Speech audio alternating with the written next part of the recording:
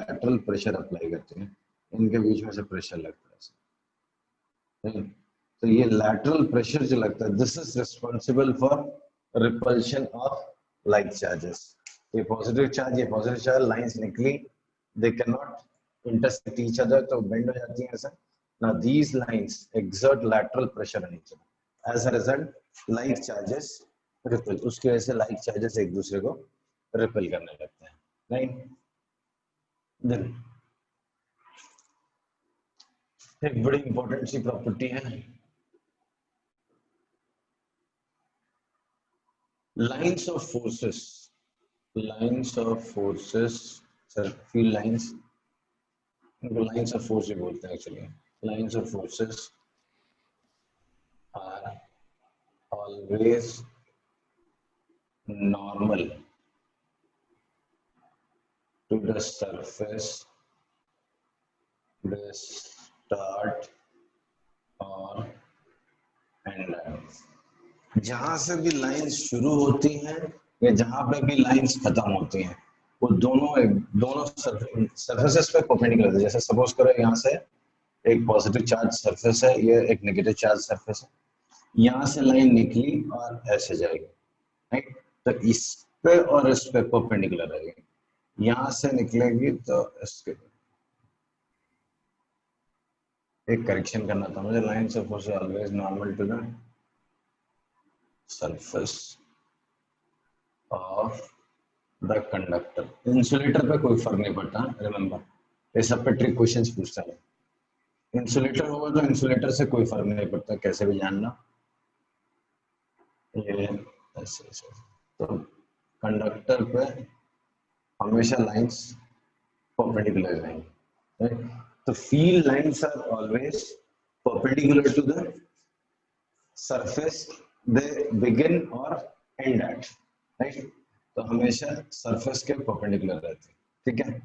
अब इसको एक्सप्लेनेशन क्या है, सीन, अगर यहाँ पे पॉजिटिव चार्ज है सरफेस पर, there is a positive charge on this surface, right, इस सरफेस पे पॉजिटिव चार्ज, इस पॉइंट पे अगर मैं फ्री पॉजिटिव चार्ज ड्रॉप करूंगा, ग्रेविटी नहीं है, फ्री पॉजिटिव चार्ज मैंने ड्रॉप किया, तो इससे दूर भागेगा, बट किस पाथ में भागेगा, ऐसा सीधा या क्रॉस, ऐसा।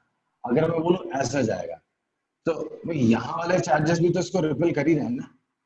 तो एक ही पाथ ऐसा जहां पे मिनिमम टाइम में वो सबसे कम रिपल्शन कर सकता है कि वो सीधा राइट एंगल में भागे। इधर वाले चार्जेस भी रिपेल कर रहे हैं, इधर भी रिपेल कर रहे हैं, तो भागना तो उसको राइट एंगल्स पे है। तो राइट एंगल्स पे भागना है, इसके लिए फील्ड लाइन आपको ऐसे नजर आएगी, राइट। तो फील्ड लाइन जब भी नजर आएगी किसी सरफेस से स्टार्ट होते हुए, तो आपको राइट एंगल्स पे नजर आएगी। ये किसी सरफेस पे एंड हो रही है तो वो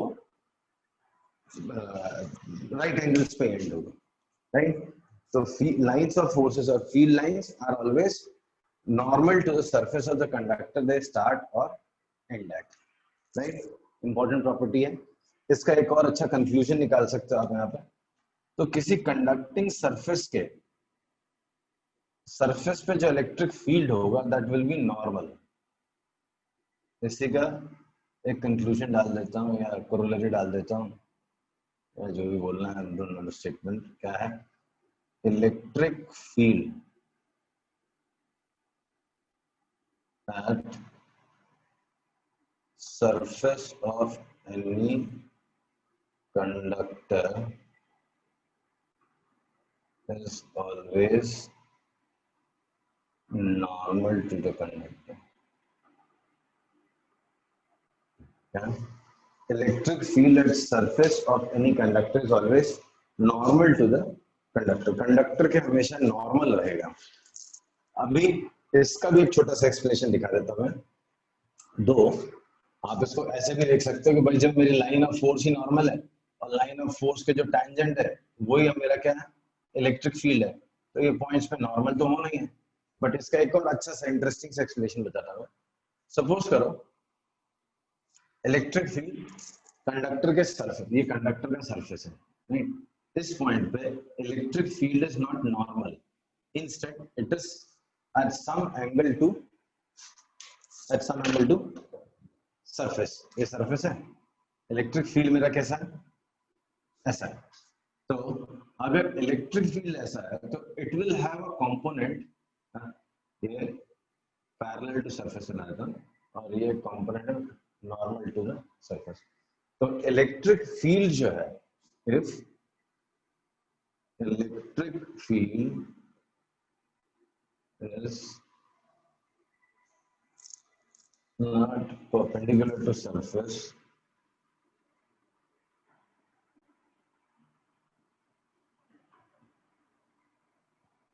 it will have a component along the surface। उसका एक नहीं समझा component सर। नहीं समझा सर। अगर ये सरफेस है, ठीक है, अगर आपका इलेक्ट्रिक फील्ड, मेरा क्लेम है इलेक्ट्रिक फील्ड नॉर्मल होना चाहिए, ठीक, आप कह रहे हो नहीं सर मेरे को मजा नहीं आ रहा, आप तो उसको क्रॉस करो सर, मुझे तो लगता है इलेक्ट्रिक फील्ड ऐसा होगा। मैंने कहा ठीक है चलो इलेक्ट्रिक फील्ड ऐसा।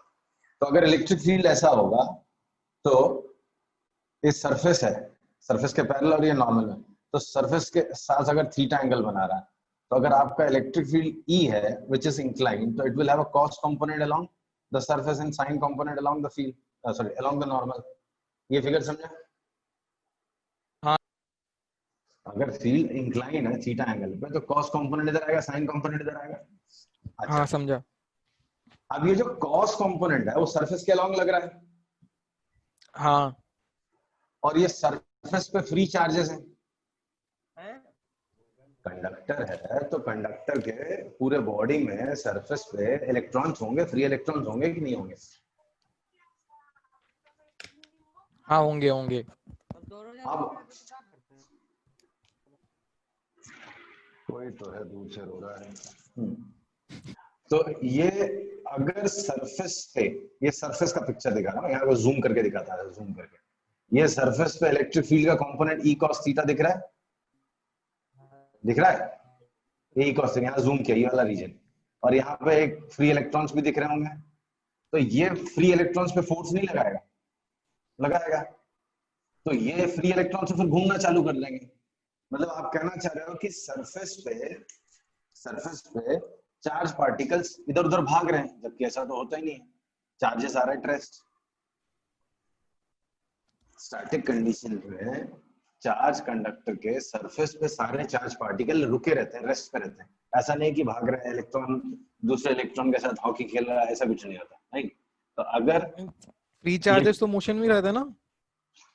नहीं ना बेटा, जब चार्ज कंडक्टर है तो जो उसका एक्सेस इलेक्ट्रॉन्स हैं या जो चार्ज है वो सरफेस पे रेस्ट पे रहते हैं, वो मूव नहीं करते, वो चलेंगे नहीं। अगर चार्ज चलने लग जाएगा तो इलेक्ट्रिक करंट बन जाएगा। वो जो तू दूसरे टाइप का मोशन पूछ रहा है वो थर्मल एनर्जी वाला, उसको भूल जा, वो रैंडम मोशन है, वो थर्मल एनर्जी की वजह से, वो इलेक्ट्रिक फील्ड की वजह से नहीं होता। हेलो, तो धोखा हो रहा है। क्यों धोखा हो रहा है बेटा? मेरे को एक चीज समझा, तुझे लगता है कि यहाँ पे अगर एक मेटेलिक बॉल लिया और इस पर तूने 100 इलेक्ट्रॉन्स डाल दिया, ठीक है, तो तुझे ऐसा लग रहा है कि ये 100 इलेक्ट्रॉन इसके सरफेस पे ज़ुम्बा डांस करेंगे? ऐसा कुछ होने वाला है? करते नहीं तो ना? अच्छा लगता है वैसे। हाँ अच्छा लगता है, दिखते नहीं है तो देख के भी क्या फायदा है ना? तो अपना करने का मतलब है नहीं। तो वो सब अपनी अपनी जगह पे रेस्ट पे रहते हैं बेटा, सब एक दूसरे को रिपेल कर रहे हैं, मैक्सिमम डिस्टेंस मेंटेन करके जो कर सकते हैं वो अपनी अपनी जगह पे रुक जाते हैं, राइट? तो ऐसा नहीं होता कि उनका ऐसा ये मोशन होता कब है?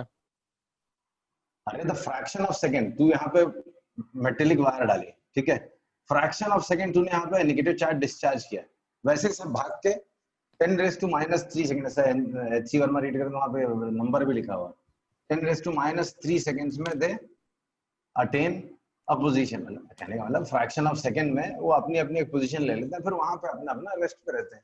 वो ऐसा नहीं है कि भागते रहेंगे। भागना मतलब क्या होगा? करंट हो जाएगा ना, करंट है तो फिर हीट होगी, हीट होगी तो एनर्जी कहाँ से सप्लाई होगी, बहुत सारे सवाल जवाब हो जाएंगे। तो मतलब ये तभी मूव करते हैं जब किसी और चार्ज के इन्फ्लुएंस में आते हैं। हाँ, कुछ आप कंडक्टिंग पाथ दोगे। अभी जैसे ये सरफेस है, ठीक है, यहाँ पे चार्ज पड़ा हुआ है, आप इसको ग्राउंड में ले जाके वायर से जोड़ दोगे, तब फिर ये भागना चालू कर, तब चलना चालू कर देंगे। ऐसे थोड़ी ना कि कंडक्टर रखा हुआ और चार्ज उस पर कबड्डी खेल रहा है, तो जो जहाँ पे है वो अपना रुके रहते हैं, राइट?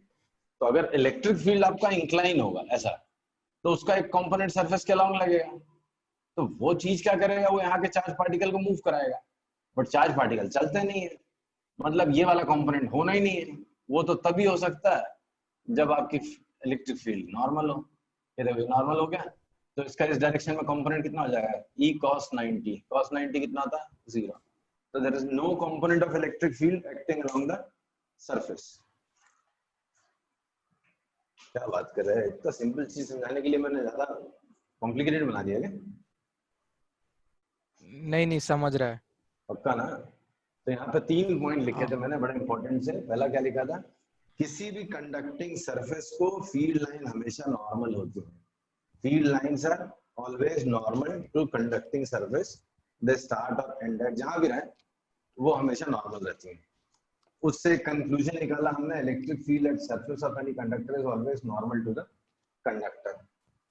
उसका एक दूसरा ऑल्टरनेटिव एक्सप्लेनेशन भी दिखाया मैंने, because this is important, you must feel it. The electric field is not perpendicular to surface, it will have a component along the surface which will move. अच्छा ये होता है क्या असल में, क्या इंक्लाइंड ऐसे इंक्लाइंड सरफेस पे बना दी इलेक्ट्रिक फील्ड, से होता है क्या रियलिटी में? नहीं होता ना, वही तो बता रहा हूँ कि क्यों नहीं होता, वो लिख रहा हूँ ना वहाँ पे। If electric field is not perpendicular to surface, it will have a component along the surface, बता रहा हूँ, which will move free electrons along the surface, but it's known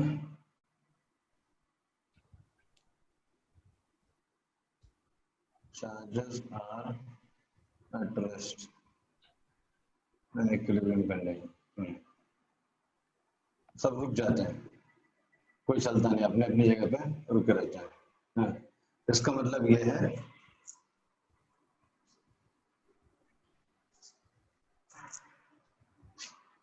hence field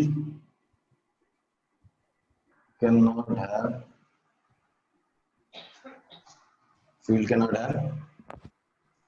component along surface,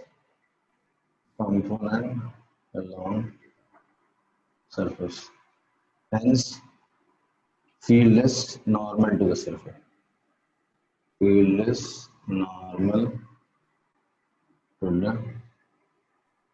surface, surface के normal होता है।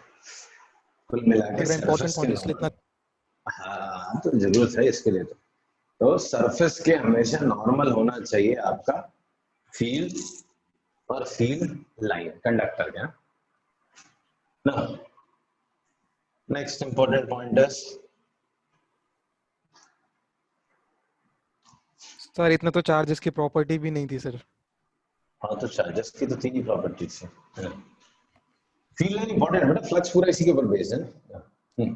तो next is flux के लिए तो एक्साइटेड हूँ। Field lines can pass through dielectric or insulator,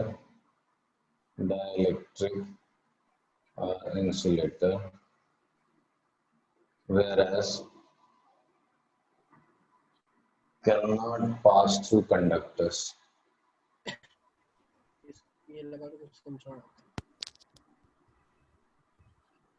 अब देखो ये दूसरा वो एक्सप्लेनेशन है, जब मैंने आपको बताया था कि कई जगहों पर ये चीज आपको फील कराई जाएगी कि कंडक्टर के अंदर चार्ज पार्टिकल होते ही नहीं है। मैंने बोला ना 4 अलग अलग मेथड से बुक में एक्सप्लेन किया हुआ, पहले एक मैंने कोशिश की थी समझाने की, अब ये दूसरा मेथड है। लेट अस से दिस इज इलेक्ट्रिक फील्ड, यहाँ पे एक इलेक्ट्रिक फील्ड है या यूनिफॉर्म फील्ड बना देता हूँ। सपोज ऐसा यूनिफॉर्म फील्ड, ठीक, समझाने के लिए आपको एक यूनिफॉर्म फील्ड बना दिया मैंने। यहाँ पे मैंने एक इंसुलेटिंग बॉक्स रख दिया, इंसुलेटर रख दिया, ठीक है। तो फील्ड लाइंस क्या कर रही है, इसके अंदर से जा रही है, राइट। थोड़ा इफेक्ट अंदर होता है बट वो हम एकदम लास्ट टॉपिक है डाइलेक्ट्रिक्स, बट फिलहाल हम मान लेते हैं कि ऐसा कुछ भी अंदर इफेक्ट नहीं हो रहा। तो ये फील्ड लाइंस जो हो रही हैं ये क्या कर रही है, इंसुलेटर के अंदर से जा रही है, राइट। अब क्या होगा, ये फील्ड लाइंस इंसुलेटर के अंदर से जा रही हैं, तो अगर इसके अंदर चार्ज पार्टिकल फ्री होते, कौन से फ्री इलेक्ट्रॉन्स होते, तो उनके ऊपर फोर्स लगाती और उनको मूव कराती। बट यहाँ तो फ्री इलेक्ट्रॉन्स है ही नहीं, जितने भी इलेक्ट्रॉन्स हैं वो टाइटली बाउंडेड है, which can not leave their atom and move out of the atom. तो ये जो इलेक्ट्रॉन्स हैं ये फ्री नहीं है, तो इन पे फोर्स वो लगा भी रही है इधर, लेकिन वो चल नहीं सकते। तो अंदर और बाहर कोई फर्क नहीं पड़ेगा, थोड़ा फर्क पड़ता है पोलराइजेशन की वजह से, बट वो दूसरा एक बड़ा टॉपिक है, उसको लास्ट में पढ़ेंगे। तो कुल मिला के क्या हुआ, इंसुलेटर के अंदर से मस्त लाइंस ऑफ फोर्सेस पास हो रही हैं, राइट। सर पास कैसे हो रही है सर? तो कहाँ लेके जाऊं बेटा, लाइंस है, यहाँ पे मेरा एक चार्ज पार्टिकल रखा हुआ, ठीक है, यहाँ से लाइंस रुक जाना निकली। चाहिए ना सर, मतलब क्यों? इंसुलेटर का मतलब ही वही है ना सर? नहीं, इंसुलेटर का बिल्कुल वो मतलब नहीं है बेटा, इंसुलेटर है, कुछ भी है भाई, ये एक मीडियम है ना एक तरह का।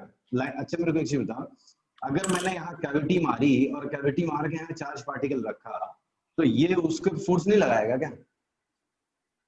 हाँ लगाएगा। तो फिर वहां पे फील्ड लाइन है कि नहीं? हाँ तो फील्ड लाइन तो पास हो रही है ना, मस्त पास हो रही है, field lines are present inside the insulator. यही तो यहाँ लिखा हुआ, field lines can pass through dielectric and insulators whereas can not pass through conductor. Conductor के साथ ऐसा क्या हो गया वो चेक करते हैं हम लोग। तो एक्चुअली लाइंस ऑफ फोर्सेस ने अटेम्प्ट किया, इलेक्ट्रिक फील्ड लाइन ने अटेम्प्ट किया किसके अंदर जाने का, कंडक्टर के अंदर जाने का, लेकिन जाते ही वहां पे देखते हैं क्या हुआ। जैसे आपने इसको कंडक्टर को अंदर रखा, या आपने कंडक्टर प्लेस किया, ओके, तो यहाँ पे क्या थे, फ्री इलेक्ट्रॉन्स है। पिछले बार फ्री इलेक्ट्रॉन्स नहीं थे, charge particle was not free to move, this time it is. आप हवा में डॉट मार रहे हो क्या? ये हवा नहीं है बेटा, ये कंडक्टर है, ये नहीं मेटल नहीं, ब्लॉक है। डॉट डॉट कह रहा हूँ। दिख नहीं रहा सर उसको। अच्छा अच्छा अच्छा, वो बेटा इतना तो कैसा दिखाऊं, तो यहाँ पे मान लेना फ्री इलेक्ट्रॉन है। हाँ आप दिख रहे हैं सर। इलेक्ट्रॉन इतने मोटे हुए खा पी के ना, देखो ये मोटे मोटे इलेक्ट्रॉन है जो फ्री है, ठीक, तरुण जैसे सर। तरंग जैसे हैं। अब ये फ्री इलेक्ट्रॉन्स हैं, अब ये इलेक्ट्रिक फील्ड उन इलेक्ट्रॉन्स के ऊपर नेचुरली फोर्स लगाएगा, जैसे वो तो लगाता है, ये चार्ज पार्टिकल पे फोर्स लगाना बेचारे का काम ही है। तो ये जो इलेक्ट्रिक फील्ड अंदर गया है वो ये फ्री इलेक्ट्रॉन्स के ऊपर फोर्स लगाएगा। अच्छा, अब ये इलेक्ट्रॉन्स फ्री भी बैठे हुए हैं, तो ये जिस डायरेक्शन में फोर्स लगेगा उस डायरेक्शन में चल पड़ेंगे।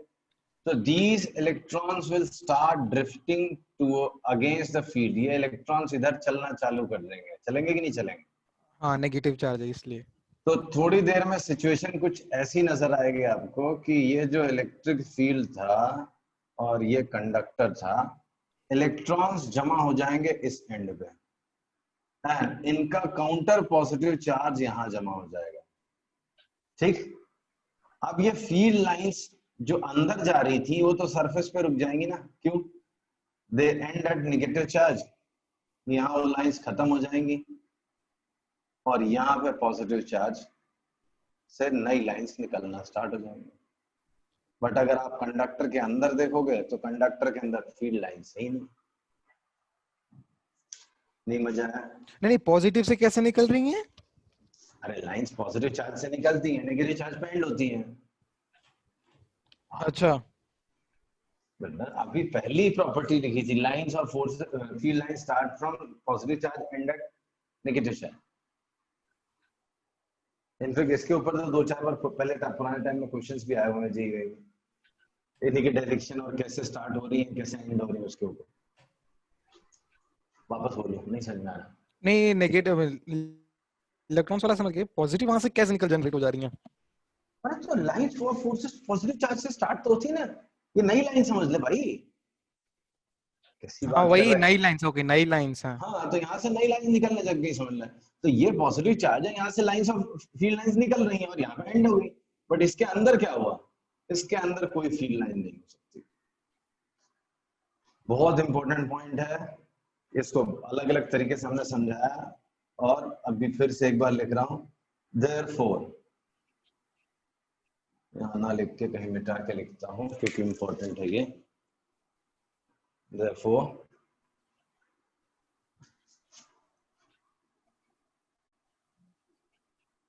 electric field inside a conductor is always zero. जो चाहे कोशिश कर लो आप, जितनी मर्जी इधर उधर दिमाग लगा दो, कंडक्टर के अंदर इलेक्ट्रिक फील्ड होगा ही नहीं. बहुत इंपॉर्टेंट पॉइंट है. Hence, no charge rests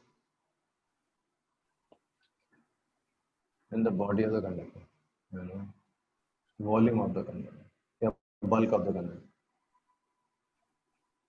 जो होगा उसके सरफेस पे ही होगा.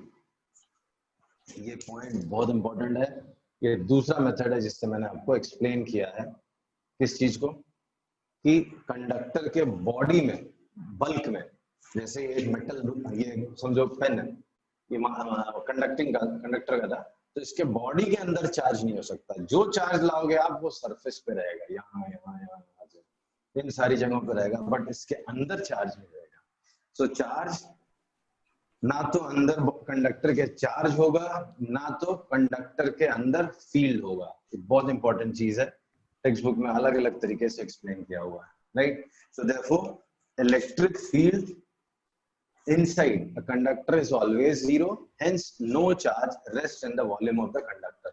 जो भी मिलेगा आपको वो सरफेस पे मिलेगा. Charge always rests on